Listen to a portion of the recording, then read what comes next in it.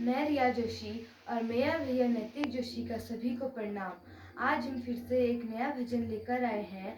आप सभी जरूर सुनिएगा और प्लीज लाइक शेयर सब्सक्राइब करना ना भूले। धन्यवाद।